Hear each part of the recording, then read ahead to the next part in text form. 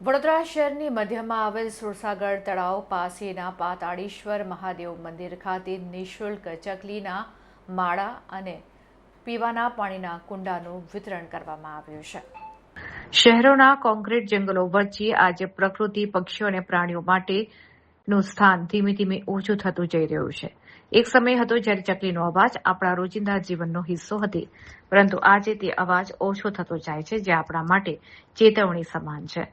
વિશ્વ ચકલી દિવસ અને આંતરરાષ્ટ્રીય વન દિવસ નિમિત્તે વડોદરા પેટ પેરેન્ટ્સ અને the four legs charitable trust દ્વારા પ્રકૃતિ અને પ્રાણીઓ પ્રત્યેની પોતાની સતત પ્રતિબદ્ધતાની આગળ વધે તે અંતર્ગત શહેરમાં ચકલી માટે પાણીના કુંડા અને ચકલી ઘરનું વિતરણ કરવામાં આવ્યું હતું, જેથી તેમને સુરક્ષિત નિવાસ અને પાણી મળી રહે અને તેમની સંખ્યા જળવાઈ રહે।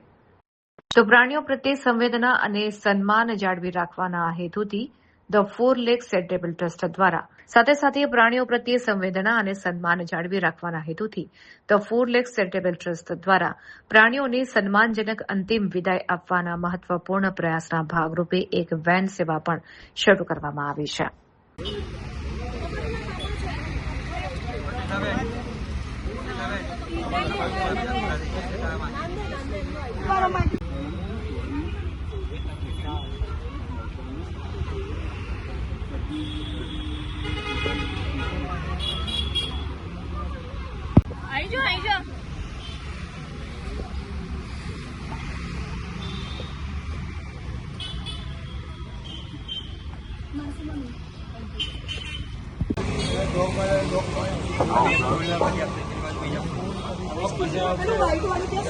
આજે વડોદરા પેટ પેરેન્ટ અને ફોર લેગ ચેરિટેબલ ટ્રસ્ટ તરફથી અમે પક્ષીઓ માટે મતલબ ચકલીઓ માટે ચકલીના માળા અને પાણીના બાઉલનું વિતરણ કરી રહ્યા છે। સર કુલ મળીને 350 છે।